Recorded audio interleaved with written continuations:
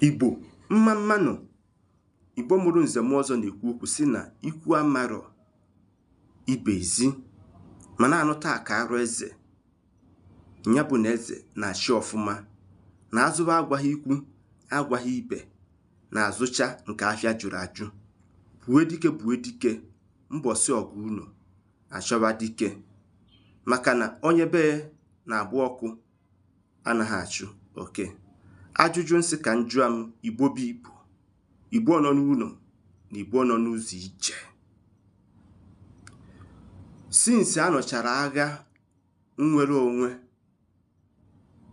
between 1967 to 1970, o nwetugo onye kpokọtara ndị Igbo ọnụ apart from Ikemba, Odumegwu, Chukwuemeka Ojukwu na Nnamdi Kanu. Gwadiri m onye nwere interest were onwe ya chụọ aja iji wee kwe ka ọ dịrị mụ na gị na-abụ na mma. Ọ bụkwa na oke nọ n'ụlọ gwara oke nọ n'ọfịa na azụ dị na ngịga. Ọ bụrụ na nsị gị na anyị nwa bụ ndị Igbo bụ the enemy of ourselves, ịya asị m as how ka ndụ oge anya.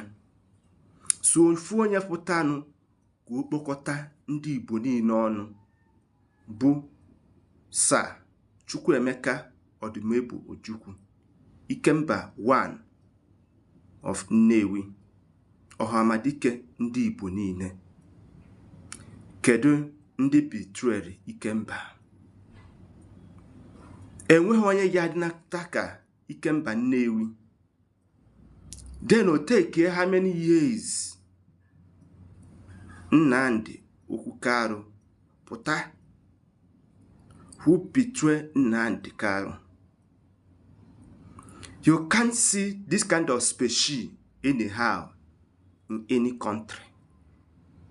Onye ya bụ okwu ọbịa na mmezu.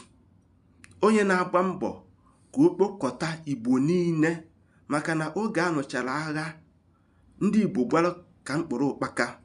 Ụfọdụ denies na ha bụrụ ndị Igbo due to mmeso maọbụ ihe ha fụrụ oge anụ agha. Na Nnamdi Kanu apụta were one voice wee na-ekwu okwu ka achịkọnata Igbo niile, ma Igbo nọ na Kogi, ma Igbo nọ na Benue, ma Igbo nọ na Rivers, ma Igbo nọ na any steeti enwere n'obodo anyị nọ n'ime ya. Ọtụtụ ụmụnna anyị hụrụ ntutu taa si na okwe mme. Tata kedu ihe na-eme? Ka m gwa gị nke bụ eziokwu. Ọ bụrụ oge ọ na-ebu ka ọ na-ada. Osisi ọbụla e nyere anya ọdịda adara. Ọgwụ nke dị ndụ nwere abụba gbụchara daa n'ukwu.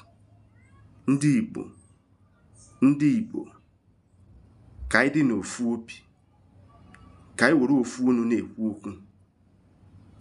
Ọ na-ewute m nke ukwuu na okenye ama nọdụ n'ụlọ ewu amụọ n'ọgbịrị. Ọ dịzie ka ndị okenye anyị eji aka ha amakwụnye ewu ka o wee hụa n'ọgbịrị. Nnamdi Kanu bụ a savior ndị Igbo nwe today. Anyị chọọ nya bụ ihe anyị afụrọ ya, oge ka anyị ga-eji eze wee kpee ekwere.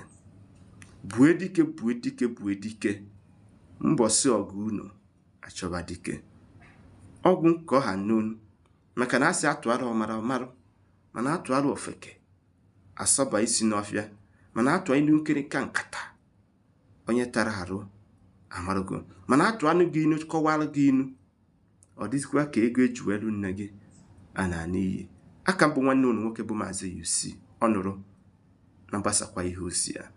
Ka emesịa.